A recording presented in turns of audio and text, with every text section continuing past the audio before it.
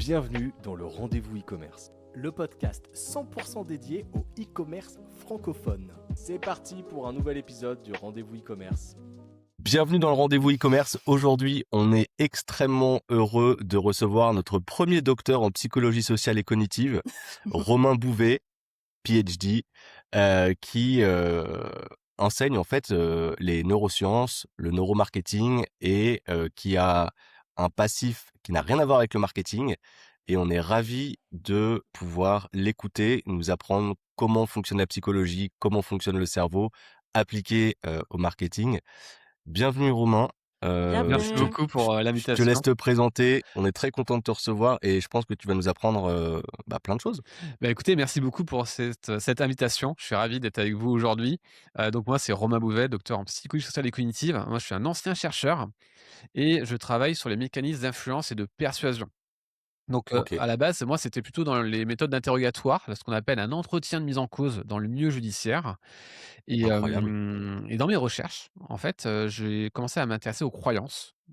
J'adore, c'est un sujet qui me passionnait la croyance. Parce que la police, c'est pas, un domaine j'aime que je voulais à la base, hein, et surtout que c'est pas évident, hein. C'est des cas, Mais pas enfin, quand vous serez dans ce domaine, t'assistes, forcément vous avez des cas en t'assistes, face qui est compliqué. t'assistais des policiers pendant l'interrogatoire? Tu Non, observais des on a interrogatoires? beaucoup de C'était retours. En fait, quand on forme les policiers ou les commissaires, on a des retours de eux, les cas qu'ils ont concrètement. ok. Et, T'as les transcripts des interrogatoires, tu les analyses, alors c'est non, nous, comment? on va analyser nous la méthode. Nous, on travaille beaucoup sur la méthode d'interrogatoire. C'est comment on va mener un entretien pour que la personne puisse parler ou même améliorer la détection du mensonge. On est vraiment sur comment on doit appréhender un témoin ou un suspect, donc un mis en cause, dans un processus d'entretien. C'était un point important parce que, dans le milieu judiciaire, on pouvait avoir des mauvaises pratiques qui pouvaient, en fait, bloquer, l'enquête au lieu d'améliorer l'enquête. Comme, par exemple, laisser parler la personne au lieu de lui poser directement des questions. Donc c'est-à-dire qu'on va Ok, faire des entretiens, non, on va dire libres, où on va pas poser de questions. Ce qui n'était pas dans la pratique, des policiers à une certaine période, où ils arrivaient et posaient des questions directement. Là, aujourd'hui, il y a toute une méthode qui est mise en place. C'est pas le c'est un domaine qui est fascinant, mais moi, ce qui me fascinait le plus, c'était les croyances. J'adorais, voir pourquoi on croit. Du coup, je travaillais pour le ministère de la Défense, suite au Bataclan. J'ai, ah, travaillé sur des programmes, pour, liés à la croyance, en fait. Et tout ça pareil, hein, c'est ça c'était cool, mais c'est pas ce que je voulais faire. En fait, c'est super dur. Enfin, il y a là beaucoup de violence, donc on rentre le soir chez soi et c'est vraiment pas évident et je trouvais pas ça sympa, enfin, c'était pas mon truc, en fait, clairement. J'étais ok. bon dans ce que je faisais, j'ai beaucoup apporté. T'as fait ça pendant combien de temps, Romain? De 2010 à 2017, ouais. Ok. Ouais, j'ai Et conti c'est les institutions judiciaires ou étatiques qui sont venues te chercher parce que tu avais ce profil de chercheur dans ces domaines-là, ou c'est toi Alors, qui a... non, c'est quand j'étais dans un laboratoire, qui était spécialisé dans les outils d'enquête judiciaire. Donc, qui forme les gendarmes ou la police, au niveau international, donc moi j'étais introduit dans ce programme en fait. Bon, c'était une erreur à la base, en fait. J'ai fait une erreur sur Google et je me suis retrouvé, en fait, dans ce programme, parce qu'à la base, Excellent. j'étais dans la psychanalyse, tout ce qui est psychologie clinique et en fait, j'ai vu pas mal de limites, donc je voulais m'orienter vers les TCC, thérapie cognitivo-comportementale. Donc je me suis dit: Ok. «Entretien clinique pour, la psychologie», donc je me suis dit: «Entretien cognitif pour, les TCC», parce qu'il y a le mot cognitif. Donc je tape entretien cognitif, je vois qu'un des plus grands chercheurs, il était dans mon université. Du coup, je prends rendez-vous avec lui. Bon, j'entendais un vieux avec une barbe et en fait, c'était un mec plutôt balèze, en effet plutôt qui ressemblait plutôt à un policier qu'un chercheur, mais et du coup, il m'a inscrit dans son programme et c'est plus tard que j'ai compris que l'entretien cognitif, c'était un entretien judiciaire et pas un entretien thérapeutique. Tu as dû être Ah, surpris au premier entretien? Mais j'ai pas compris. Je comprenais pas, en fait, je comprenais pas ce qu'il disait, j'étais perdu, je dis: «Ouais, je dois pas». C'est après quand et après j'ai pas osé dire non parce qu'il était trop Bah oui. imposant. Est-ce que Heu ce serait pas le principe du pied dans la porte? Oui, un peu, Ah! mais le problème, c'est que Vanne. j'ai un très gros défaut, je ne sais pas dire non. Enfin, j'ai beaucoup progressé, mais à l'époque, c'était pire, quoi. Donc, la personne dit: «Ah, beh, vous avez un bon dossier, je suis content de travailler avec vous». Oui, mais moi, j'ai rien demandé. Et c'était réglé, en fait. Si, parce que c'est moi qui ai fait la demande, en plus. Oui, oui, mais Oui, bon. donc c'était trop Ouais. tard, en fait. J'étais paniqué en disant, mais ma carrière est foutue. Et en fait, c'était D'accord. la plus belle erreur de ma vie parce que du coup, j'ai fait une thèse financée, j'ai fait de la recherche. Enfin, c'était même pas le projet Incroyable. à la base. À la Non, base, non, je voulais ouais, juste être l'accident, quoi. psychologue dans la santé. Et en fait, pas du tout. Pas du tout, Mais quoi. ça me fait penser à ce que tu décris, ou peut-être, mais tu sais la série, Mindhunter, où Ouais. en fait, en fait, c'est les alors c'est un peu plus poussé que ça, mais c'est les premiers personnes qui s'intéressent à mener des interrogatoires et à trouver en fait des patterns communs sur les tueurs en série qui n'existaient pas en fait, ils étaient Mmh. même pas nommés à l'époque. Bon, c'est un peu plus poussé, mais alors le temps passe et moi j'aimerais beaucoup t'entendre sur, ce que tu fais aujourd'hui. Maintenant ton savoir de chercheur et ton expérience, en sciences cognitives et sociales, tu l'appliques, au marketing. Et Est-ce que tu peux nous en dire un petit peu plus sur ton activité? Je crois que, tu nous as expliqué effectivement que tu avais cette activité, pour des institutions judiciaires et le ministère de la Défense en France jusqu'en 2020, mais à un moment tu t'es dit: «OK, il faut que je En fait, bifurque quoi» ça a ou été du hasard encore une fois. Enfin, j'ai vraiment, les gens ils disent souvent, «Ouais, tu trop bien réussi, c'est incroyable et tout». Et là, je me dis: «Ouais, c'est trop de la chance en fait». C'est que en fait, je travaillais sur les croyances et donc sur ah oui mes voilà. recherches de thèse et les recherches mes publications, je travaille sur des modèles de mémoire sur la croyance. Et un jour, je vois un truc de Apple où je me dis: «Mais Apple est en train d'influencer sans qu'on s'en rende compte». Parce qu'en fait, quand, vous voyez dans une série, quand on cache le logo, en fait, vous reconnaissez Apple. Donc mais sauf que vous voyez pas le logo parce qu'on le cache avec un post-it ou on le floute. Sauf que dans la théorie de la mémoire, ça améliore en fait, l'efficacité de la mémorisation parce qu'on se dit: «Eh, ici, je vois que c'est Apple, je suis pas bête, je sais que c'est Apple». Donc vous interagissez avec la marque et quand on voit la marque, bon, on voit la marque, c'est normal. Donc et donc j'ai vu que ça améliorait la mémoire de la marque. Donc les gens disent: «Oui, c'était Apple», parce qu'ils se sont dit: «Eh, je reconnais Apple». Ils interagissent. Je présente cette recherche, dans une conférence, mais pour moi, c'était pour dénoncer, en fait, à la base. Et là, ils ont dit: «Oh, c'est génial et tout, c'est trop bien». Et en fait, les marques ont recherché à savoir comment elles pouvaient, inclure cette recherche dans leur publicité sans montrer la marque. D'ailleurs, vous pouvez voir McDonald's, à un moment donné, ils ont mis un Big Mac sans la marque qui a très bien fonctionné. Bah, en fait, ça vient de là, tout simplement. Ils faisaient partie de ces, des gens qui étaient, présents dans cette conférence internationale. Alors j'ai pas travaillé directement avec eux, mais en tout cas, ça a été, une des applications. Et c'est là où j'ai travaillé pour les grandes marques, où ils se posaient la question de comment l'appliquer. Et c'est là où je me suis dit: «En fait, c'est cool le marketing, en fait, c'est trop bien». En fait, moi, je pensais que c'était de la manipulation, tout ça. Et en fait, je me rends compte que C'en est. ben non, ça en est pas. Et c'est ce que je comprends, en fait. Et ce que je comprends qu'au final, beh, c'est des gens sympas, mais je fais le constat qu'ils appliquent des connaissances erronées sur l'humain. C'est-à-dire qu'ils appliquent des choses, ils prennent des choix à des millions qui coûtent très cher dans les campagnes, basés sur des pseudo-sciences, sur des mythes. Notamment, j'entends parler du cerveau reptilien. Alors, dans la psychologie Ah oui, tiens. sociale et cognitive, on a la partie neurosciences. En fait, il y a pas de diplôme de neurosciences. C'est soit vous faites biologie, soit vous faites psycho et c'est des options, en fait, c'est une spécialisation que vous faites après. Donc sur tous les cours de neurosciences que j'ai jamais entendu parler du cerveau reptilien. J'ai dit: «Mais c'est quoi ce truc?» Et je vois en fait que, beh, le marketing, partage des mythes, des pseudosciences dans ce domaine. Et là, je me suis dit: «Il y a une opportunité». Ils parlent pas au bon humain, eux, ils parlent à un humain rationnel qui prend des choix économiquement logiques. J'ai dit: «Bah, nous, on n'a pas vu ça. Nous, on prend des choix à partir des émotions». Et là, je me suis dit: «OK, il y a un créneau à prendre». Et ça a pris totalement. Ça a très, très bien marché. Et là, mes recherches, donc j'étais encore chercheur, ont été financées par des groupes, privés, hein. Donc il y a Total Energy notamment. On a une autre marque qui s'appelle Nutrition et Santé, dans le packaging. Alors c'était des programmes écologiques, même si Total, je sais que c'est controversé, c'était des programmes sur le côté écologique. Et en fait, ça a cartonné.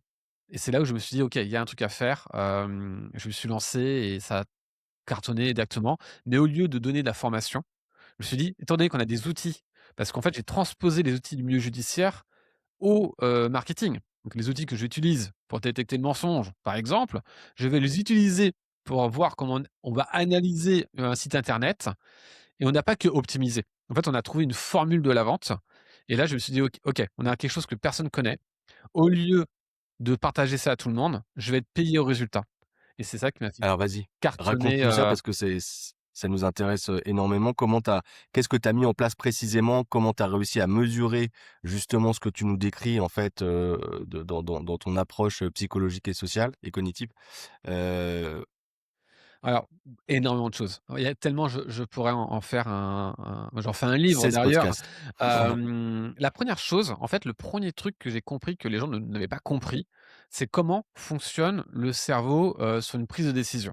Donc par OK. exemple, on va entendre: «Il faut activer des émotions», c'est un peu bizarre ce truc en fait. En fait, c'est pas si vrai que ça. C'est pas ça qui est important, c'est OK, il faut activer des émotions. OK, comment il faut faire? Et si vous posez cette question à des professionnels, surtout à l'époque, ils sont incapables de répondre. Ils vont mettre, bah, on va mettre des émotions. Dans la publicité, on savait plus ou moins le faire, mais on ne savait pas le faire sur des pages de vente, sur du marketing, autre. Alors qu'en fait, il y a un secret. Il faut juste comprendre le modèle vulgarisé par Daniel Kahneman, système 1, système 2. Ça veut dire que, par exemple, si je dis 2 plus 2, là, automatiquement, vous avez eu 4 qui est arrivé automatiquement à votre esprit. Vous ne l'avez pas cherché, vous ne l'avez pas calculé. C'est arrivé, ça vous est imposé. Alors que si je dis 17 fois 24, ici, il y a rien qui arrive à votre esprit. Donc on voit bien que là, ensemble, on voit bien qu'il y a 2 traitements dans votre cerveau. Un traitement intuitif qui est automatique et un traitement contrôlé, mais qui n'est pas, automatique. Vous devez vous-même chercher la bonne réponse. On va appeler ça système 1 et système 2 et on va comprendre, en fait, que toute votre communication, elle doit parler au système 1. Elle doit créer des images mentales et c'est ça qui va faire que vous allez pouvoir activer des émotions et activer de la valeur perçue. Alors pourquoi on va faire ça, la valeur perçue? Parce qu'on va se rendre compte que quand on présente un prix, ça active, des zones liées à la douleur. Une qui est d'ailleurs très proche de la douleur physique, hein, qu'on appelle le cortex insulaire et donc en gros, c'est des zones qu'on pourrait interpréter, des circuits, de l'évitement, du dégoût quasiment. Et donc ça veut dire que quand on présente un prix et qu'on a cette réaction, alors je peux prédire que finalement on va pas acheter. Et vous allez me dire: «Mais OK, comment éviter cette douleur de payer?» Ce qu'on va appeler ça la douleur de payer. Mais il faut activer des émotions, il faut activer de l'anticipation du plaisir. Et ça va être un une grosse, avancée parce qu'à l'époque et surtout encore aujourd'hui, les gens automatiquement mettent en avant les caractéristiques, les fonctionnalités dans la vente. Notamment, je travaille pour les assurances et les mutuelles. Ils arrivaient avec, une mutuelle d'entreprise, toutes les caractéristiques.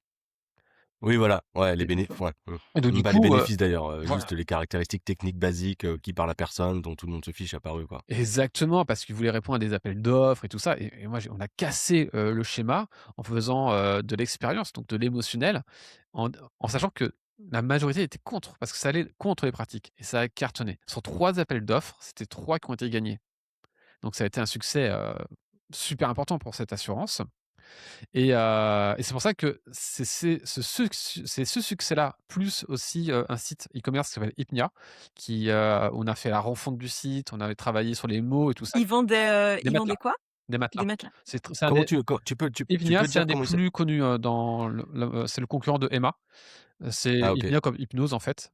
Vous OK, tapez matelas, normalement vous allez le voir, enfin non, vous tapez matelas, normalement ils vont apparaître très rapidement sur Google OK. et Et donc là, toi, tu bosses avec eux sur, alors là, c'est un site e-commerce pour le coup? c'est un site e-commerce, pour le coup, et c'est là où ça va attirer des, investisseurs. Ils vont se dire: «Mais attendez, là, il y a un truc incroyable». En fait, ça les gens parlent de moi.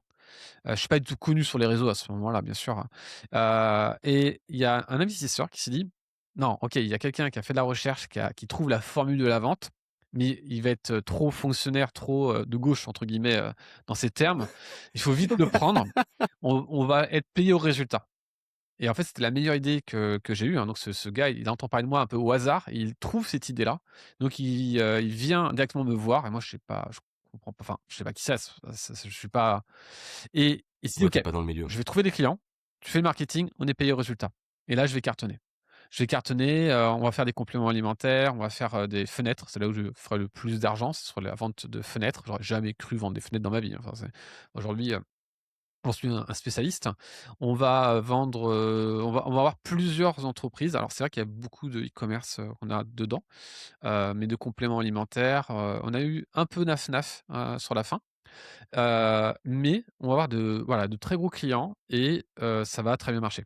très, très bien marché. Et explique-nous comment tu vends des fenêtres alors, avec, un côté émotionnel? En fait, la fenêtre, on c'est la même chose pour le e-commerce. Je vais vous faire en fait, ce que je fais, c'est que je fais un parcours émotionnel. Donc, tout à l'heure, tu en parlais très bien d'ailleurs, c'est Arnaud. Le Ouais. parcours émotionnel, c'est ce que les gens ne comprennent pas, c'est que vous devez créer un tunnel qui correspond à la façon de notre pensée. Donc, par exemple, dans le milieu de la fenêtre, mais c'est pareil pour le e-commerce, c'est pareil, c'est la même stratégie. Les gens, ils font 20 de réduction dans les publicités. 20 sur vos fenêtres, 20 ou le double vitrage offert et tout ça. Sauf que pour les gens, 20 c'est pas concret. C'est pas système 1, c'est pas le 2 plus 2 égale 4. On est d'accord avec ça? Mmh. Du coup, Mmh. j'ai dit: «OK, je vais prendre les 20 et je vois que ça correspond à la pause de fenêtre». Donc j'ai dit: «Bah, la pause à un Aux euro. offertes. Non, non, on n'a pas le droit. Ah oui. Pause à 1 €. Et là, ils se Mmh. disent: «Bah, pause à 1 €. Bah, allez, on Incroyable! y va, je dois changer de fenêtre, je tente, je fais devis gratuit, numérique». Donc les gens, ils font, dans la pub, j'ai le lead à 1 €, 1,37 €, ce qui est incroyable.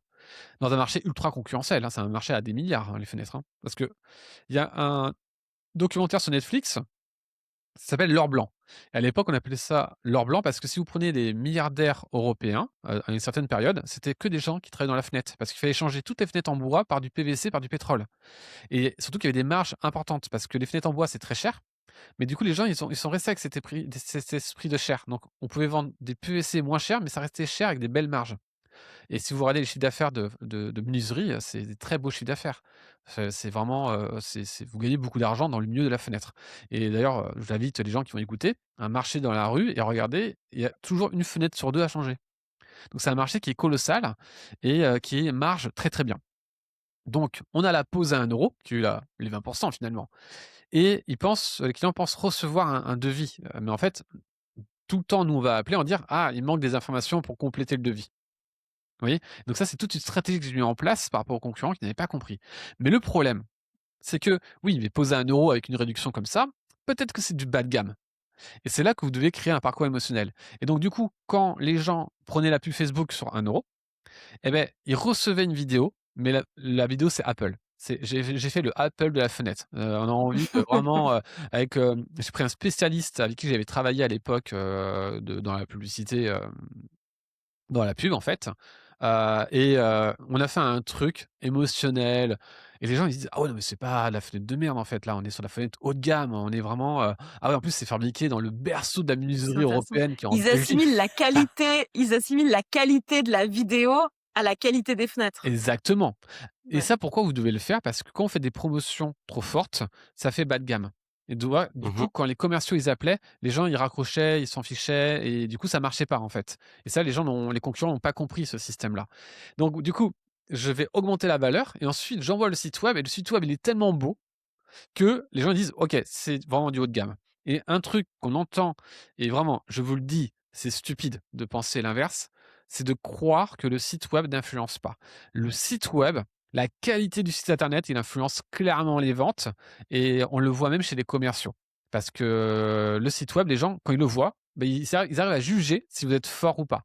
Pour un site e-commerce, s'il est tout moche, ça veut dire que c'est bas de gamme. S'il est beau, alors c'est haut de gamme. Et donc, du coup, le prix est plus facile à faire passer parce que c'est plus sérieux. Et ça, le site e-commerce et la façon de le structurer, ça change vraiment les ventes. Et donc, ils voient que le site web, il est beau. En fait, ils voient que c'est du haut de gamme. Et là, quand le commercial, il appelle, c'est beaucoup plus facile, du coup, d'avoir le rendez-vous. Et ensuite, dès qu'on a le pas de porte, et là où je suis très fort, c'est la vente. Parce qu'on a analysé des entretiens de vente au téléphone. Vente, c'est un commercial hein, qui va. Ouais, bien sûr, ouais. Donc, je sais ce qui marche, je sais ce qui marche pas. Sauf ce qui est incroyable, encore pire que le marketing, très peu d'études scientifiques ont analysé des commerciaux. C'est incroyable. C'est-à-dire que les gens, on se base, dans ce domaine sur encore des pseudosciences. Des trucs, Sur des croyances. mais c'est dingue. Les meilleurs commerciaux, ils font ça. OK, prouve-le-moi. Donne-moi des données. Comment? Il y Pourquoi? a pas. Mmh. Et donc du coup, moi, je me suis retrouvé avec des trucs qui étaient faux et que je pensais étaient vrais et quand on regarde la retranscription, on voit qu'on retrouve pas, ce qu'ils disent et que et je me souviens d'un formateur, il me disait: «Il faut laisser parler le client 80 à 70 du temps». Je dis: «Ouais, pourquoi pas? Moi, ça me semble évident». En tant que psychologue, en plus, je dis: «Oui, pourquoi pas?» Et après je me suis dit: «Mais est-ce que c'est vrai, en fait?» Et en fait, C'est du doigt levé, quoi. on observe les retranscriptions, mais en fait, pas du tout, pas du tout. C'est pas du tout ce qu'on observe. En fait, c'est super aléatoire. Parfois, le commercial, il parle beaucoup, parfois, il parle pas beaucoup. Ça va dépendre du profil, tout simplement, qui est en face et des gens, parce qu'il y a une étude, en effet, qui est pas une étude scientifique, mais un logiciel d'analyse d'entretien, qui ont dit: «Oui, c'est 60 ou 70». On a demandé les données. Ils nous ont pas donné les données parce que on sait qu'ils ont menti et d'ailleurs, ils ont rectifié leur message en disant: «Attention avec nos données». Parce que c'est techniquement impossible. La personne qui disait qu'il fallait parler que 30-40 du temps, ben lui, on a fait en transcription. Il applique pas son conseil. Il parle plus que le client. Et lui, qu'on lui montre, et là, il bug, il comprend pas. Et ça, c'était incroyable. C'est autant il y a de la pseudo-science en marketing, mais il y avait de la recherche, il y a des laboratoires de marketing, donc c'est quand même beaucoup, c'est assez contrôlé quand même s'il y a de la pseudo-science. Mais dans la vente, c'est encore pire. Parce que les chercheurs veulent pas travailler dans la vente, c'est mal vu. C'est le loup de Wall Ouais, Street. c'est sale. Ouais. Et d'ailleurs, c'est l'image que certains chercheurs me renvoient parce que les études sur la vente, c'est mal. Aider les commerciaux à vendre, c'est mal. Et donc du coup, là, pareil, j'avais le meilleur script de vente, du coup. Et quand les clients avaient 3 devis de fenêtre, ils prenaient toujours le mien parce qu'on savait mener un entretien et on était plus cher. C'est ça Et qui donc est là, tu es incroyable. payé au résultat sur cette, 5 de vente mission, quoi. sur chaque fenêtre vendue, ouais. Combien tu as dit? 20%? 5 5%. C'est déjà pas mal. Ils ont fait, en Et 14 mois 27 millions avec tous les showrooms cumulés. 27 millions Chiffre de d'affaires. fenêtres ou de CA? Ouais, CA, CA. OK. Incroyable. Alors moi, je voudrais revenir sur 2 choses.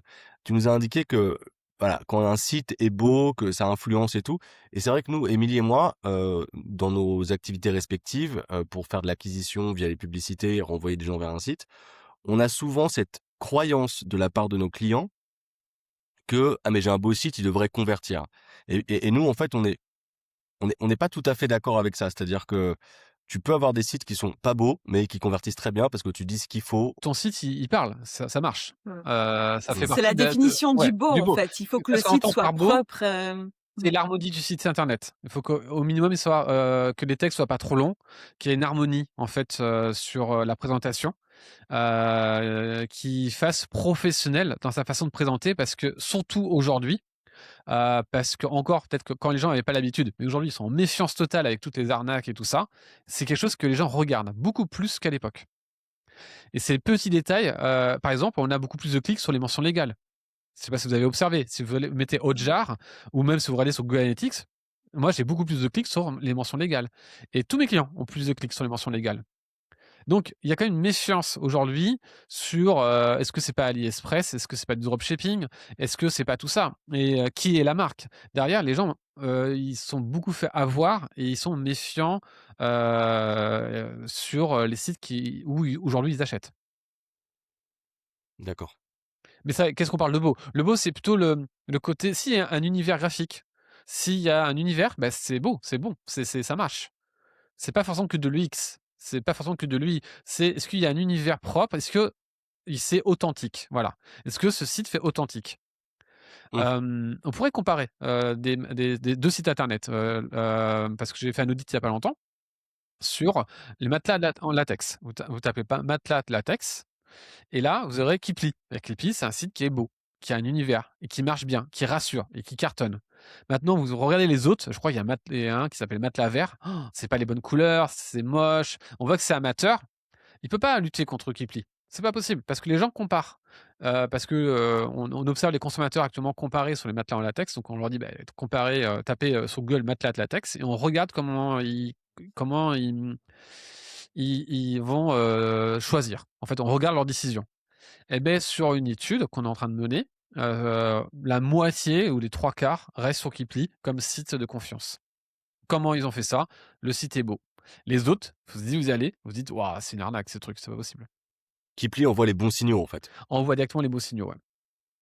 Alors et du coup, c'est quoi les principales émotions qui vont influencer, cet acte d'achat alors pour Kipli ou bien pour les autres, clients? alors, là encore une fois, il faut être super prudent sur, quand on parle d'émotions, ce sont les émotions que en lien avec la douleur du client. Donc il y a pas d'émotions comme le soulagement, on peut entendre, ou les 7 émotions de Paul Ekman, c'est bizarre ça. Faut juste sélectionner la bonne émotion, c'est quelle est l'émotion? Ça, c'est une question importante. Vous devez toujours vous la poser. Vraiment, c'est cette question-là, vous avez la réponse, vous améliorez votre marketing automatiquement. C'est: «Qu'est-ce que mon client doit ressentir avant de voir le prix?» Donc, si je suis sur un site de thérapeute ou de complément alimentaire, beh, la première chose que je vais alors si c'est complément alimentaire sur certaines douleurs, par exemple mal au ventre, donc c'est quelque chose que je veux gérer.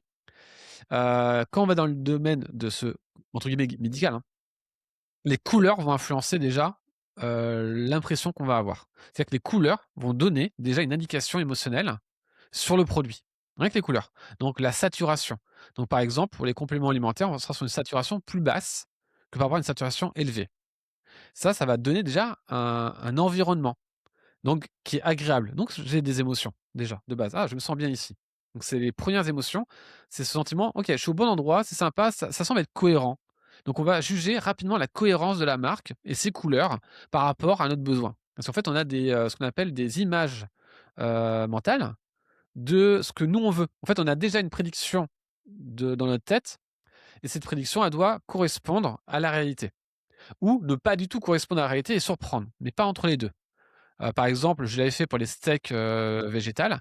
À la base, tous les packaging étaient verts et blancs et j'ai été un des premiers à introduire l'idée de packaging noir avec du rouge pour des steaks, végétaux, hein. Donc c'est-à-dire que Donc les mêmes packaging que pour les steaks normaux, c'est quoi. ça, c'est, bio végétal, c'était, bio, ouais, c'était, la marque végétale et là, on a une prédiction du vert et du blanc, mais là, c'est tellement à l'opposé que je casse la prédiction, mais c'est une bonne prédiction. C'est-à-dire que ça fonctionne bien. Ou sinon, il faut correspondre à la prédiction. Donc ça, c'est un secret que beaucoup de monde a de mal à comprendre. Donc, si le complément alimentaire, ben, c'est ma prédiction, c'est que ça doit être du vert, un peu des couleurs peu saturées, ça fonctionne bien. Après, je vais regarder qu'est-ce que font eux, je vais vite voir les produits et comment ils les fabriquent. Donc après, je vais essayer de comprendre comment eux, ils réfléchissent. Et donc moi, je réponds émotionnellement à leurs besoins du moment. Heu, pour faire très simple, imagine Mais oui. mais attends, excuse-moi Romain, comment tu détectes? Parce que je comprends ce que tu dis, il faut répondre à une prédiction. Mais toi, en tant qu'expert, en neurosciences, et en Oh non, comment tu en peux psychologie. arriver à analyser, comment tu si tu réponds à des prédictions, c'est que quelque part tu les connais déjà Alors, en avance? on a 2 façons de le faire, très bonne question. Soit on utilise des outils comme l'électroencéphalogramme, l'eye tracking, ou des bracelets qui va pouvoir, mesurer tout simplement, les battements du cœur. Donc ça, c'est ce que nous on fait de façon, expérimentale. Donc malheureusement, on ne va pas le faire en conditions réelles, ce serait impossible avec, enfin, c'est trop compliqué avec RGPD en plus. Donc c'est du simulé, donc on a des éléments issus des études qui nous permettent de voir comment la personne, elle va réagir à différentes étapes. Donc par exemple, à un moment donné, elle va être sur: «OK, comment ils font?» Et ça, il faut rassurer de suite. Si on ne trouve pas comment ils font, beh, je crée une friction, donc une émotion négative. Et alors que si je vois: «Ah, comment ils font?» émotion positive, je suis content, ça me rassure, ça répond à ce que je veux et après je regarde. Est-ce que je comprends? Oui, c'est bon, je comprends. C'est comme ça que marche réellement un consommateur. Vous voyez? C'est plein de pensées en même temps et c'est pas juste une pensée émotionnelle partout. Ça n'existe pas, d'ailleurs, c'est immesurable parce que quand, je mets des éléments pour mesurer, il y a toutes les émotions. Il y a plein de trucs, émotions, on passe par plein d'émotions différentes. Ce serait impossible de quantifier, émotionnellement, un parcours client comme ça. On passe par tellement d'états différents qu'en fait, il faut comprendre comment pense le client à chaque étape, à chaque seconde de son parcours. C'est ça qui est plus compliqué. Je vais donner un exemple très simple. Alors c'est pas dans un site e-commerce, mais pour quelqu'un qui vend des sites internet, voilà. Ben la pensée, c'est quoi? Je veux un site internet, je tape création de site internet sur Google, je clique sur des liens. Quelle est ma première pensée? Donc c'est ça que vous devez détecter. Donc c'est une petite angoisse, vous voyez, à chaque fois. Hop, ma première pensée, c'est: «Est-ce que, ils se font des sites bien?» Donc la première chose que les gens vont aller chercher, c'est des exemples de sites internet et donc les sites d'agences qui répondent à cette demande, ils vont mettre directement des beaux templates de sites internet en disant: «Ah oui, c'est ça que je veux. Ah ouais, ça c'est beau» et c'est ça qui marche. C'est exactement et là, OK, là c'est beau, c'est un peu ce que je veux. En plus, il y a un truc sur le coaching ou l'e-commerce, il y a des templates que je veux, c'est génial. Comment eux, ils travaillent? OK, donc du coup, on travaille comment? Là, on va cliquer et derrière, on va pouvoir tout simplement répondre à cette demande. C'est comme ça que vous devez penser pour vendre parfaitement. Chercher les micro-pensées, les micro-étapes du parcours. Et du coup, tu arrives à nous faire, un peu le site e-commerce, parfait. Quand on arrive sur la home, ensuite la page collection, puis la page produit, puis la page, panier. Qu'est-ce qu'il faut à quoi il faut penser? Peut-être, un tips pour chaque page, pour Alors, que Ou ça ce que ça que ou ça ce qu'il aide? faut surtout Ou ce pas qu'il faut faire. pas faire? Ouais, et c'est ça qui aussi. est génial, c'est que justement, sur l'ensemble des tests, quand on reproduit, parce qu'à un moment donné, j'avais cette idée de reproduire tous les sites e-commerce de la même façon. Parce que je me suis dit, bah, du coup, j'ai la structure Ouais, il y a une parfaite. formule magique, quoi. Ça Voilà. fonctionne, ouais. Et en fait, ça a pas très bien marché. J'ai fait, mes premiers gros échecs, à cause de ça. Parce que c'est très long à construire un site e-commerce, même sur Shopify, enfin, parce qu'on codait derrière. Et là, j'ai fait, mes premières grosses erreurs parce que du coup, je vais mettre du temps à me rendre compte que je pouvais pas appliquer ce que j'ai fait pour des matelas, pour les compléments alimentaires, pour, notamment Highlights, que vous pouvez aller voir. Et là, je me suis dit: «OK, en fait non, parce que on va prendre les motos».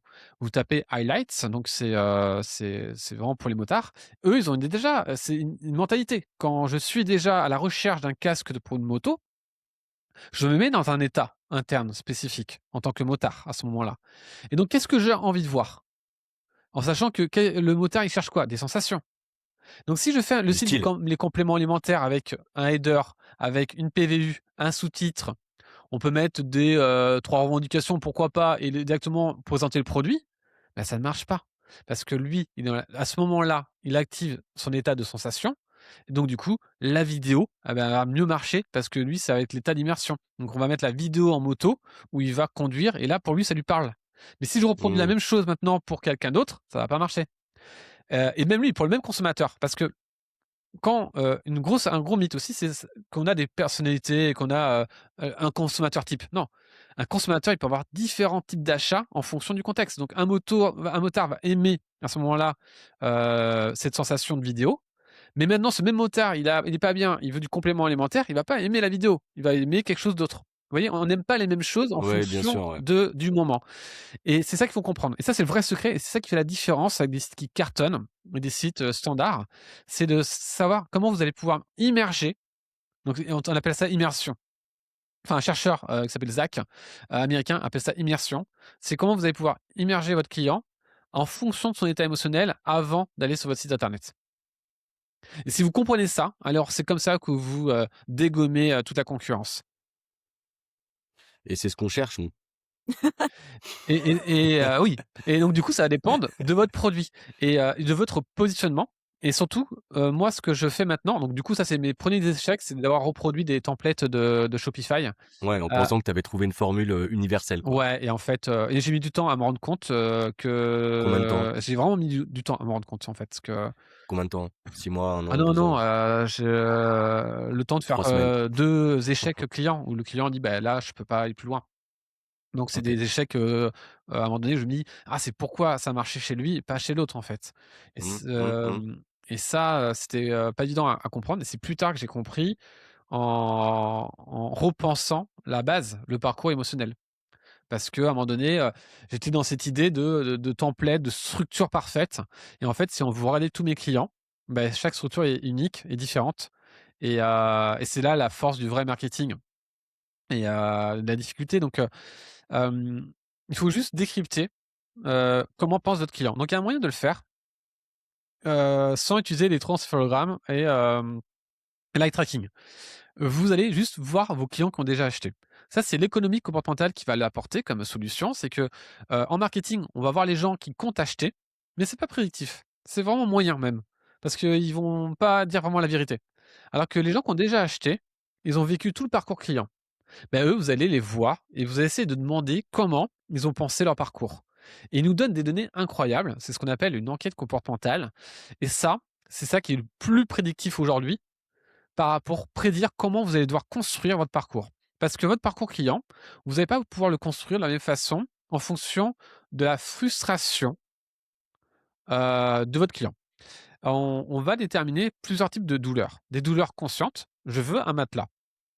Et des douleurs, et des frustrations latentes ou passives. C'est-à-dire que on a un problème, mais on ne sait pas quelle est la solution, on pense que la solution n'existe pas. Donc si vous avez un nouveau produit, par exemple, qui est innovant, mais que je ne le recherche pas, ce produit. Parce que, par Mmh. exemple, matelas, c'est très bien, tiens. Je tape matelas, mais je connais pas les matelas. Pour moi, je connais que le matelas d'IKEA. Mais là, je tape matelas. Je vais avoir Teddy Bear qui va arriver, des matelas à mémoire de forme. Bref, du coup, vous allez cliquer tout ça. Mais moi, j'ai quelque chose de différent, qui est matelas à latex. Mais matelas à latex, personne ne recherche des matelas à latex. Enfin, quand tu connais pas, à part ceux qui connaissent. Mais c'est très peu. Mais vendre un matelas à latex à quelqu'un qui cherche un matelas classique, c'est super dur. Et là, vous pouvez pas vendre de la même façon. C'est impossible. Si vous vendez Faut de éduquer. la même façon, vous allez échouer. Donc tous les produits innovants ou les solutions innovantes, il faut vendre différemment. Et par exemple, sur le site, il faut mettre nouvelle approche ou nouvelle technologie. Le mot nouveau ici, quand c'est une frustration qui est latente ou passive, ça marche super bien parce que les gens disent: «Ah, je connais pas, mais c'est une nouvelle opportunité. Je ne connaissais pas». Et ça cartonne. Ça marche super bien. Donc il y a tout ça à prendre en compte avant de positionner et de faire son site ou de faire ses pages de vente. Il y a plein d'éléments comme ça. Et c'est ça qui va marcher en fait. C'est ça qui marche en fait dans le marketing. Et j'ai trouvé hyper intéressant ton tips, hein, d'aller voir ces clients, existants et vraiment de leur demander ce qui a fonctionné. Tu arrives à nous donner, parce que c'est pas facile de poser les bonnes Alors une questions, question qui c'est est tout un géniale. art. Ah, bien sûr. C'est quoi les 3 meilleures questions à poser à son client, Alors à son ça va client dépendre existant? du produit, mais une question c'est déjà, est-ce que vous avez, comparé un concurrent?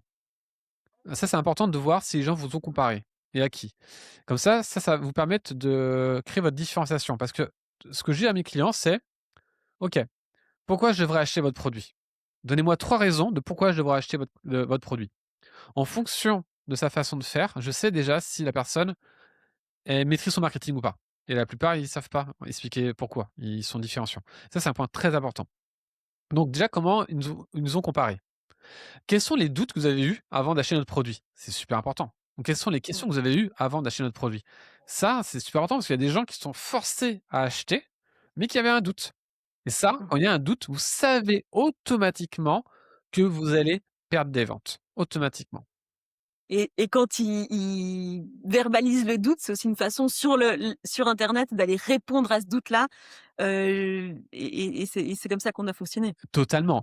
Prenons en compte que, un doute, donc par exemple, quand il y a trop d'offres, bah, mes clients actuellement, c'est ça. Enfin, tous les accompagnements et je sais pas ce qu'ils ont, ils ont un délire de mettre plein d'offres et je dis: «Beh, plus vous allez mettre des offres, moins on va comprendre, moins on va acheter». Si je dois me poser la question, même pour un produit e-commerce, ça, c'est super important pour un e-commerce. Ça, c'est un truc que les Que gens ça soit un produit physique ou un produit, non physiques physique, quoi. ou offres, mais sur un e-commerce, en fait, les gens le voient pas. Ça, c'est un truc que personne corrige. Je vous donne un tips de malade, c'est Mmh. que le client, quand il hésite entre 2 produits sur un site e-commerce, il va souvent regarder les avis sur Amazon, mais quand on vend, sur notre propre site, il y a les avis, mais parfois il n'y en a pas beaucoup. Mais s'il hésite, alors peut-être il va acheter, mais vous savez que sur 100 personnes, ça fait chuter les ventes. En fait, il faut aucun doute sur la présentation des produits. Par exemple, il y a un client, je ne me souviens plus quel produit, il y avait plusieurs tailles. J'ai Les gens ils achetaient plus parce qu'ils savaient pas quelle taille il fallait prendre. Ouais. Il fallait y mettre une taille et en plus, ils vendaient avec 90% la même taille. Je dis: «Bah, tant pis, arrête les 10% pour le moment, vends que celui-ci» et ça a augmenté ses ventes. Et ça, c'est un point important, c'est que il faut que le cerveau, quand il choisit il doit avoir aucun doute sur vos produits sur e-commerce. Vaut mieux supprimer et être catégorique, c'est ce que font les très bons sites e-commerce. Comme ça, on a un produit, il y a pas de doute. Car si on a plusieurs produits, mais qui sont presque pareils et vous créez le doute en sachant: «Ah, je sais pas quel bon produit», vous perdez des ventes à chaque fois. Ça, c'est automatique.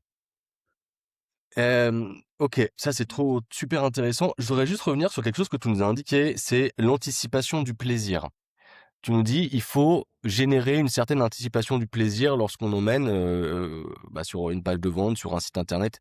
Est-ce que ça correspond en marketing, on entend souvent, enfin moi en tout cas j'entends souvent, hem, projeter ton client dans son futur idéal. Est-ce que c'est quelque chose qui est lié selon toi? Est-ce que c'est ces Alors, 2 éléments, l'anticipation? je connais, c'est très américain, comme, stratégie.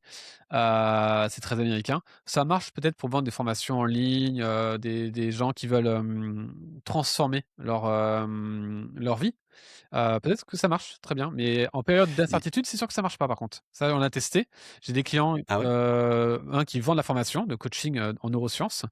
Il fait là, ce mois-ci, 170 000 € de chiffre d'affaires par mois. Donc il fait plus d'1 million largement et justement, on a commencé à changer ces transformations parce que ça faisait chuter les ventes.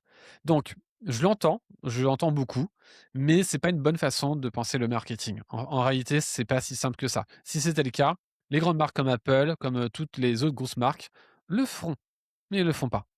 Donc en fait, ce qu'il faut, en fait, C'est incroyable parce qu'en fait, tu vas percuter beaucoup de croyances que auxquelles nous, en fait, qu'on croit et puis qu'on applique parfois, quoi. bah, c'est pas évident, par exemple, d'anticiper le futur si je vends une poussette. Qu'est-ce que je vais mettre en avant si je vends une poussette? Mmh. C'est pas et le fait de le faire, ça fera bizarre. En fait, il y a 3 types de Non, mais je motivation. Il y ouais. a en fait, on va entendre, je sais que je l'entends souvent et j'ai des commentaires négatifs sur LinkedIn parfois qui me disent ces mythes des années 90. Il faut, faire le catalytique et après les bénéfices. Non, mais si c'était simple, ce serait si non, c'est pas si simple que ça ne marche pas comme ça. Qu'est-ce qu'on observe OK. concrètement? On observe qu'on a 3 motivations. Enfin, le marketing, on en observe 2. Moi, j'en rajoute une troisième que j'ai prouvée, mais on va dire on va mettre 3 quand même. Soit on veut du fonctionnel, donc je veux acheter une poussette, mais je vais regarder quoi? Le fonctionnel. Le poids de la poussette, voir si, elle est facilement transportable, voir si, en fonction si j'ai à la campagne ou en ville, c'est pas la même chose, donc je suis obligé d'être dans les fonctions. Je veux pas être sur l'émotion en disant: «Ah, avec cette poussette, vous aurez une sensation de pousser votre enfant avec légèreté». Personne ne va acheter ça. Tout le monde va acheter le poids, on va regarder les fonctions. On peut parler de Est-ce que ça rentre dans la l'expérience, voiture? bien sûr, mais on va regarder les fonctions. Donc les fonctions, ça active des émotions. C'est-à-dire que les études en neuromarketing, j'insiste sur le terme neuromarketing, donc neurosciences, donc c'est-à-dire imagerie cérébrale, on observe des zones, des circuits actifs sur les 3 motivations et les 3 activent des émotions. Donc fonctionnel, émotionnel, donc pour comprendre les émotions, il faut penser à expérience. Parce que là, la projection que tu as dit, anticipation du futur, c'est finalement l'expérience. Tu projettes sur une expérience. Ça, c'est le terme plus scientifique. Et identitaire, c'est, mon estime de soi. Le conseil que je donne, c'est que cibler l'une des 3. Et les 3 fonctionnent très bien. Parce que les gens ils disent: «Ah, je veux faire des émotions, je veux faire l'expérientiel parce que moi j'ai fait ça et c'est ça qui a marché pour beaucoup de produits». Mais c'est pas une bonne idée. Pas tout le temps. Parce que oui, si vous vendez sur les fonctions, les gens ils vont comparer, c'est vrai. Les gens vont comparer le prix et les fonctions. Mais quand votre produit, sur les fonctions, vous êtes très, très bon, ben allez-y, il faut aller là-bas. Parce que si vous mettez des émotions, bah, vous allez perdre le message et ça, Mmh. c'est compliqué. Donc oui, le site, il va ressembler à quoi? Du fonction Des fonctions, pardon, mais avec une comparaison avec vos concurrents. Alors je sais pas pourquoi j'ai dit poussette, ça m'est venu comme ça, spontanément. Mais alors vous bouffez la poussette, du Tu parleras concurrent à ton psy. et et vous comparez à une autre poussette, parce que je cherchais un produit e-commerce qu'on peut acheter sur internet, et ensuite, vous mettez les témoignages. Donc quand vous vendez des fonctions, les gens vont regarder, oui, les témoignages, c'est vrai. Oui, ils vont comparer, mais quand vous êtes bon en comparaison, bah, ça marche.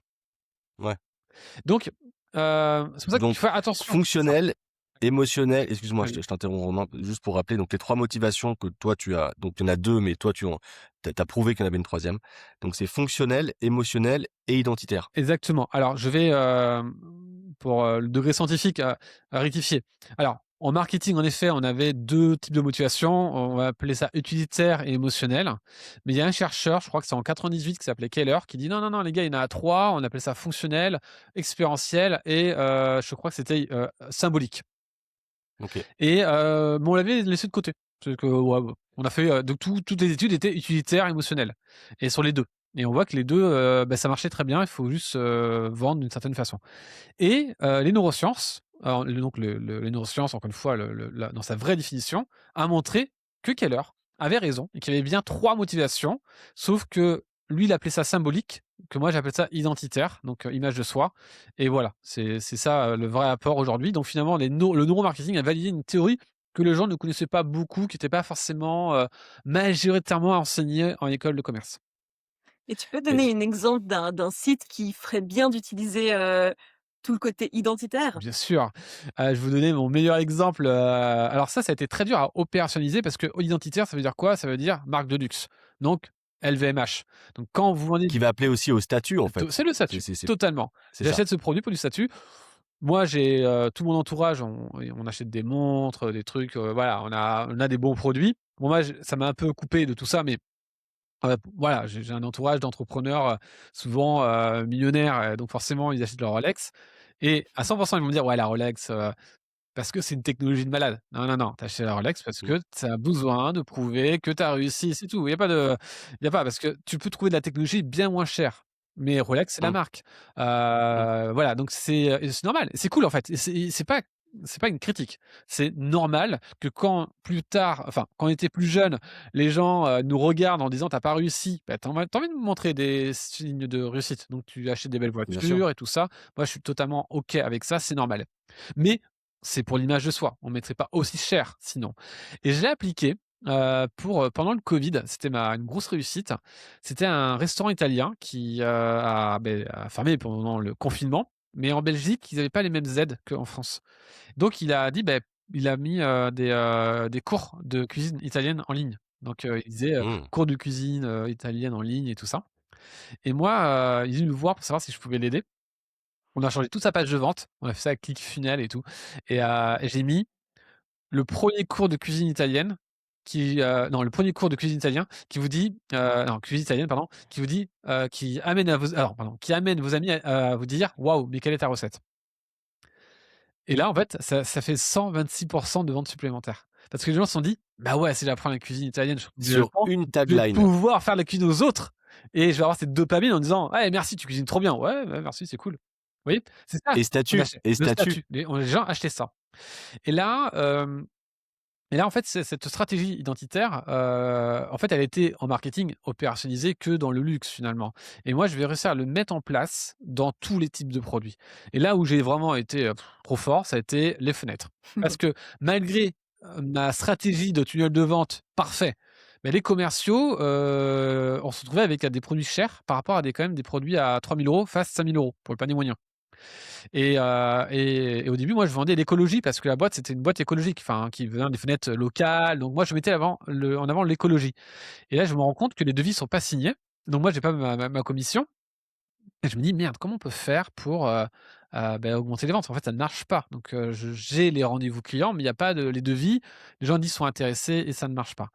Et là, je suis un peu en mode panique en me disant: là, ça marche pas, on fait pas beaucoup de ventes, du coup, je touche rien quoi comme commission, et Du travail gratuit.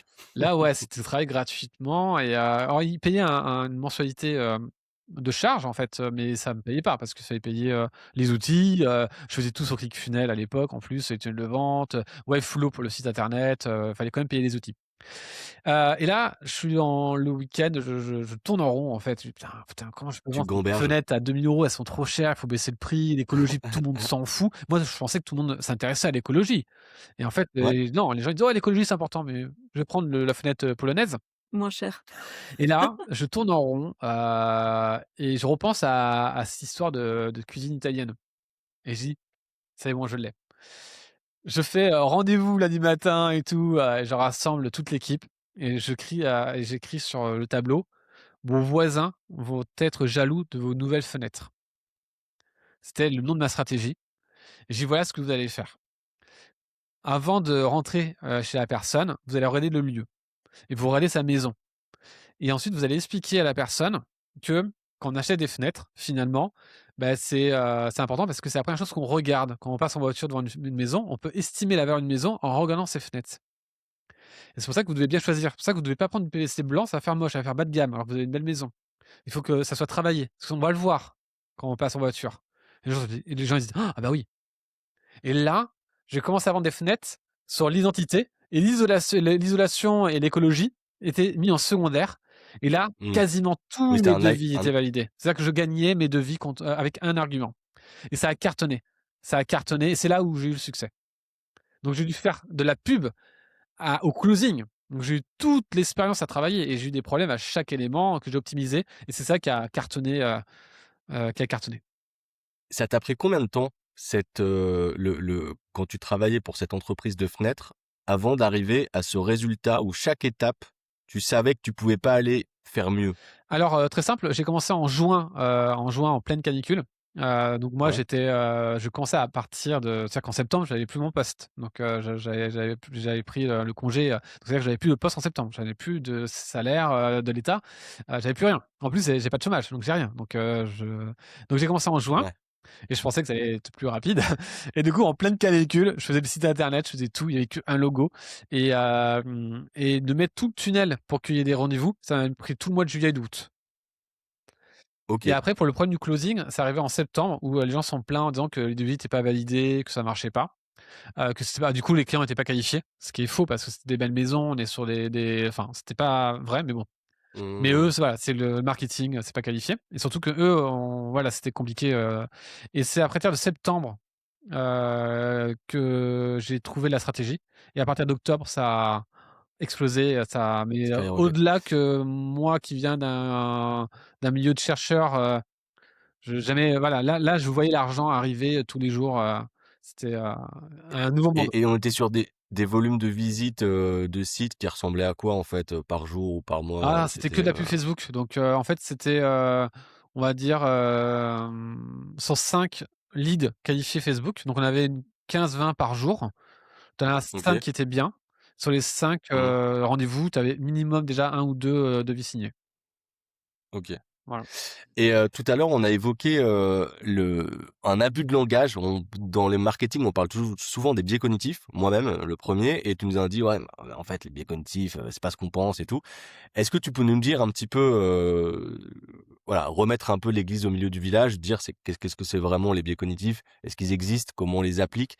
Là, tu nous as donné un très bel exemple pour ces fenêtres sur, l'argument ou en tout cas le déclencheur, d'identité. On parle aussi de déclencheur d'achat. Parfois, Ouais. on dit: «Ah bah tiens, les biais cognitifs déclenchent des achats». Est-ce que tu peux remettre un petit peu tout ça en Les perspective en tant que chercheur, allié au marketing, mais qu'on comprenne un peu tous, de quoi il est question vraiment, quoi? Oui, alors c'est vrai que les biais cognitifs, c'est une mode aujourd'hui. Alors le cerveau reptilien, c'est bon, je pense que, on l'a assez débunké, on l'entend beaucoup moins. On le remplace aujourd'hui par les biais cognitifs et c'est vrai que, vous allez voir, si vous regardez bien les psychologues, généralement, ils en parlent pas beaucoup, même sur LinkedIn. Moi, je mets pas beaucoup ce terme. Il est souvent mal compris. Et souvent les gens font des analyses de biais cognitifs ou quand je suis interrogé par les médias, ils disent: «Le marketing ou les vendeurs utilisent des biais cognitifs». Ce qui est quand même négatif de dire on va exploiter des biais cognitifs pour vendre, c'est pas super, positif non plus. Alors, biais cognitif, c'est un mot qui vient de l'économie comportementale. Il faut savoir que déjà les neurosciences, les pures neurosciences n'aiment pas le terme de biais cognitif et l'utilisent très peu. C'est-à-dire que, les neuroscientifiques, normalement, ne parlent pas de biais cognitif. C'est un terme qui vient de l'économie comportementale, une variante de la psychologie sociale, popularisée par Daniel Kahneman, qui est prix Nobel d'économie et psychologue social à la base. Donc il est arrivé dans ce contexte-là. Mais les psychologues sociaux de mon domaine, déjà, on n'appelait pas ça biais cognitif, mais en effet, on voyait qu'il y avait des biais dans le raisonnement, des distorsions dans le raisonnement. Mais ce biais-là n'est pas enfin, ce terme-là n'est pas accepté par tous les chercheurs. Enfin, aujourd'hui, c'est critiqué parce que bon, voilà, c'est assez critiqué. Le biais cognitif, ça vient dans un environnement où, on pense à l'époque que l'humain est rationnel. Mais on sait qu'il y a des biais. Mais dans la majorité des cas, face à une situation économique, il prendra la bonne décision, dans la majorité des cas.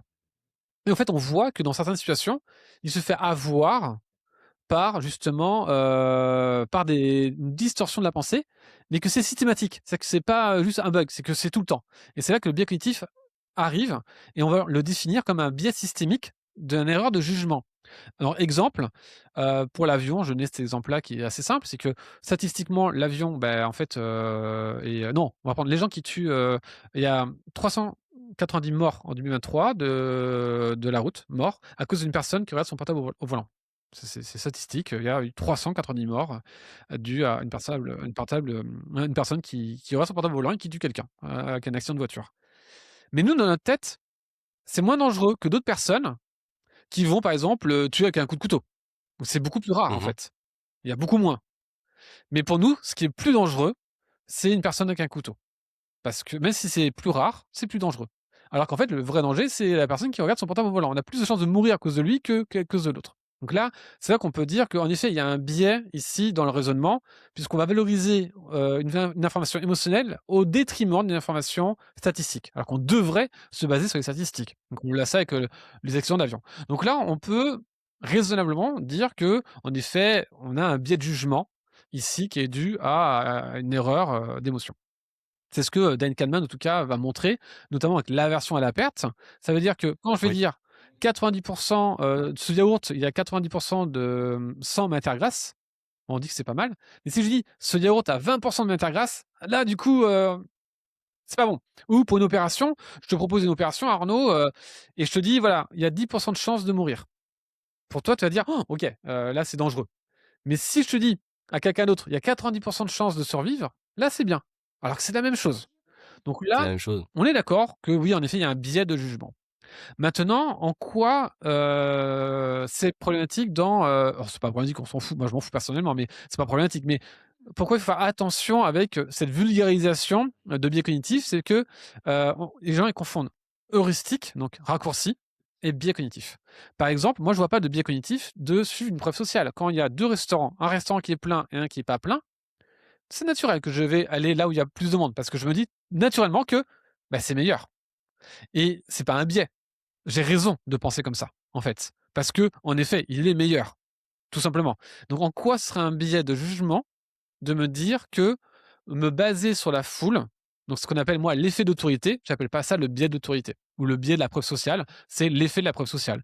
Il est naturel de présenter. Par exemple, en quoi c'est un biais? Quand j'ai 2 conseils pour un médecin, enfin j'ai mal au ventre. J'ai quelqu'un que je croise dans la rue qui est comptable, il me dit: «Prends tel médicament» et j'ai mon médecin qui me dit: «Prends ce médicament». Qui je vais croire? Le médecin ou le comptable? Si on me dit: «Ah, tu crois le médecin, c'est un biais d'autorité».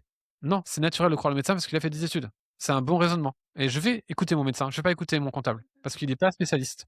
Hein? Donc il y a aucune raison de dire que c'est un biais. Non, j'ai raison. Le biais de confirmation, par exemple, oui, il peut créer des biais cognitifs, mais dans la majorité des cas, nous, on peut pas tout traiter. On peut pas tout analyser. Donc on va écouter des journaux où on est, OK avec ça et on va aller les écouter. Et si, à un moment donné, ce journal, ça va à l'encontre de mes croyances, alors je remets en cause mes croyances. Mais c'est un mécanisme d'économie pour notre cerveau, parce que notre cerveau cherche à économiser, ce qui est naturel. C'est très intéressant et j'aimerais qu'on rebondisse là-dessus, parce que c'est vrai que, moi j'ai appris, en tout cas j'ai lu des bouquins là-dessus, sur le fait que, en fait, le cerveau, on dit qu'il est extrêmement feignant. Non, c'est parce qu'en fait, il économise le nombre de calories qu'il consomme Exactement. et que de ce fait, tout le travail que toi, en tant que neuroscientifique, tu as pu faire pour ces marques-là dans les prises de décision, des acheteurs, en fait, c'est précisément pour, générer le moins de calories consommées par le cerveau en ayant un parcours qui soit cohérent, qui soit, qui fasse, en fait, sens pour le cerveau, en fait. Exactement. En fait, ce que nos cerveaux recherchent, C'est un réflexe, c'est un principe d'économie. Parce ouais, que, pour, économiser ses ressources, tout simplement. C'est exactement. un bon, bah, un bon mécanisme de survie. Et également, on pourra ajouter, un modèle que je défends, tous les chercheurs ne sont pas d'accord, attention. Mais moi je défends, la théorie de l'économie, libre de Carl Friston. C'est très compliqué à comprendre parce qu'il a vulgarisé, pas du tout. Le livre est compliqué à comprendre et ChatGPT fait des erreurs, aussi, dans la façon d'expliquer. OK. Pour le coup, on voit que, certaines limites à l'IA. Mais en fait, pour faire très, très simple, notre cerveau fait que prédire l'avenir. Donc là, actuellement, vous êtes en train de prédire ce que je suis en train de dire constamment, mais vous vous en rendez pas compte. C'est très rapide et vous allez valider la prédiction avec, la réalité et quand ça match, ça fonctionne C'est et on si est ça content. matche pas, ben ça fonctionne pas et là, le cerveau, il va analyser et revoir il va ajuster ses croyances et ses connaissances pour pouvoir, que ça fonctionne. Et c'est ça en fait que fait, notre cerveau et en effet dans ce mécanisme-là, il fait des erreurs de prédiction OK. et c'est ça qu'on pourrait appeler un biais, cognitif, hein, aussi, c'est s'il y a des erreurs de prédiction dans ce qu'il fait parce qu'il va se baser sur des informations émotionnelles au détriment d'informations statistiques qui est moins émotionnelle. Mais vu que lui, le cerveau, il évalue à partir des émotions, ben, en fait, il se fait avoir par, cet aspect statistique, mais qui est très fonctionnel pour, l'évolution de l'humain. Si on regarde 300 000 ans, Homo sapiens, c'est logique. Ça marche très bien, en fait. C'est pas un bug de l'humain, c'est des biais qui finalement, dans leur contexte de survie, fonctionnent très, très bien. Mais de notre environnement qui a beaucoup changé, en effet, on observe ces biais-là qui arrivent. Économie non, on va même appeler ça, ouais, les biais, on va les normer par rapport à une norme économique, voilà. Dans notre norme économique, en effet, il y a des erreurs de jugement qu'on appelle biais cognitifs, mais qui sont, fonctionnels pour l'humain dans la façon de voir l'humain. C'est pour ça que les théoriciens d'évolutionnistes ou, des neuroscientifiques, eux, ils regardent l'humain sur l'ensemble de sa durée, pas que sur ce qu'ils regardent maintenant, et eux, bah, les neurodéveloppementalistes ou les évolutionnistes, bah, eux, ils vont être plutôt se dire: «Bah, non, il y a pas de biais puisque ça a permis de faire 300 000 ans, hein, les gars», donc vous voyez? Ouais, C'est ouais, ouais. ça, en fait, C'est une mécanique qui fonctionne, le quoi. mécanique qui fonctionne. Heu heu, tu réussi à être, assez connu sur LinkedIn, notamment grâce à tes contenus carrousel. Tu nous as indiqué tout à l'heure en tout début d'épisode que tu avais mis des subtilités et qu'elles étaient, probablement de nature à expliquer une partie de ton succès. Est-ce que tu peux nous dire un petit peu, quel est comment tu as utilisé en fait aussi, cet outil et ce format? Alors, ouais, je suis arrivé dans un domaine où, au niveau international, les gens ils publiaient pas, mon contenu. C'est-à-dire que les chercheurs avaient beaucoup de mal à vulgariser. Il y avait des gens qui étaient déjà sur la plateforme LinkedIn, mais ils avaient du mal à vulgariser leurs recherches. Et du coup, moi, je me suis dit: «OK, il y a tellement de choses à apprendre, comment je peux mettre en place un système pour, éduquer sur ces recherches-là?» Ce que j'ai fait, c'est comment je pouvais changer les croyances des gens. Donc moi, mon petit secret, c'est j'essaie toujours de casser les croyances. Donc comment je peux apporter OK. une croyance nouvelle? Et c'est ce que je fais Mmh. constamment pour générer finalement cette émotion, un peu qu'on peut appeler insight, ou émotion positive, voilà, de dire: «Waouh, je ne savais pas ça», et c'est ça qui va Mmh. créer chez moi de l'engagement. Mmh mh. Donc ça a très bien pris. Bon, et j'ai été le premier à trouver des modèles aussi, qu'on m'a beaucoup plagié, malheureusement, enfin voilà, des gens, qui aujourd'hui essaient bien de me copier, mais à trouver la formule pour créer ce carrousel et au niveau international. Parce que même mes collègues, américains, espagnols, autres, bah, ils n'ont pas autant de likes. Et OK. ça s'explique aussi parce que j'ai une expérience de terrain et que quand on parle de psychologie et neurosciences, comme les biais cognitifs, tout ça, qu'on retrouve dans les livres, si on n'a pas l'expérience de terrain, on comprend pas la profondeur. Et c'est ça qui va faire la différence. C'est que si j'avais pas eu cette expérience de terrain que j'ai eue dans le dur, j'aurais jamais Oui, été aussi bon, dans la pédagogie d'accord. aujourd'hui. C'est vraiment OK. aujourd'hui le terrain qui m'a fait revoir les concepts scientifiques déjà, ça qui ne marche pas toujours, voire pas du tout dans le terrain. Et c'est ça qui va faire la différence, je pense. Et la subtilité, c'est que, mon tunnel, moi, c'est nouvelle croyance, t'emmener sur ma newsletter, et ma newsletter là, c'est super quali. C'est vraiment très technique, très différenciant, et là, ça fait des ventes à chaque fois. C'est comme ça que je fais OK. mon tunnel aujourd'hui, carrousel, newsletter, vente, et un email, c'est un très OK. gros chiffre d'affaires à chaque fois. Ah bah, email, nous, on le voit aussi en e-commerce, Émilie, pourra en parler Mmh. pendant des heures et ça reste depuis internet, l'email reste le canal le plus rentable, Ah oui. encore aujourd'hui. Ah totalement. Mmh. Moi, à chaque fois que j'envoie un email, on se prépare à chaque fois à l'équipe pour recevoir les demandes, mettre les entretiens, et de gérer, tout ça à chaque fois. C'est pour ça que j'envoie pas tout le temps beaucoup d'emails pour qu'on puisse gérer le flux. Ah OK. Et du coup, bah, c'est intéressant. Ça veut dire, toi, finalement, ton qu'est-ce que tu vends? Parce que là, tu nous as donné une mine, c'est vraiment une mine, il y a eu plein de pépites, et un peu de hack pour les e-commerçants. Si on ou et pour les autres marques, si on a une marque et qu'on souhaite, se faire accompagner par toi, donc il y a ton site, hein, système1.com, mais qu'est-ce que tu vends comme Alors, accompagnement et comme en fait, formation? aujourd'hui, Et je fais plusieurs choses. Donc en effet, j'ai toujours une entreprise de neuromarketing. On travaille chez les grands groupes, on mesure, ou des marques de start-up, hein, comme Highlight. On va mesurer pour améliorer. Donc ça, c'est système1.com qui propose aussi des formations en entreprise pour les salariés. Donc ça, on a pas mal de gros clients. Et après, j'ai mon autre site à moi, romainbouvet.fr, où là, j'ai deux offres. Un, on accompagne les marques, tout simplement à mettre en place des bonnes stratégies marketing, tout type de marque. Ça peut être, on a beaucoup de consultants, de coachs quand même, en majorité, mais on a de tout. start-up et tout ça. Et nous, on les accompagne derrière. On a plusieurs types de programmes courts, enfin programmes à mix avec e-learning et on accompagne derrière. Il n'y a pas que e-learning, on a toujours un accompagnement, soit des vrais accompagnements entre 8 000 et 20 000 euros, donc on est assez élevé sur l'accompagnement marketing. Et l'autre produit phare, c'est qu'il y a tellement de demandes. Il faut savoir que je reçois entre 20 à 30 demandes par semaine. Donc du coup, mon produit phare aujourd'hui, c'est que je forme les professionnels à mon métier. Et après, j'envoie mes clients où je prends une commission. Donc là, c'est le modèle qui était le plus sympa pour moi parce que, je forme des gens à vivre de ce que je fais. Donc là, c'est des grosses formations, on est vraiment sur un vrai accompagnement et on continue avec des supervisions mensuelles et tout ça. Et après, nous, on reçoit les demandes, on en prend une petite partie et derrière, nous, on va renvoyer vers, les gens qu'on forme en prenant une commission et là, du coup, c'est un système ultra rentable pour moi parce que du coup, les gens sont bien formés et on les accompagne à former des clients. C'est-à-dire qu'ils ont toujours cette supervision où derrière, ils ont un client, on est derrière. Donc ça, c'est un modèle qui marche bien et je suis content de partager aujourd'hui, ma pratique parce que aujourd'hui, je pourrais arrêter de travailler, donc c'est assez cool. Donc là, c'est vraiment le format qui me plaît bien. Aujourd'hui, c'est cette formule-là de former la nouvelle Et la génération. formation, c'est «Devenez un expert en neuromarketing». Ouais, On peut le trouver sur le site, c'est ça. On romainbouvet.fr espère. Et si vous et les autres formations après sont sur système.com parce qu'il y a les OPCO, on est sur des salariés, on forme des commerciaux, on forme des marketing. C'est pas moi qui forme directement.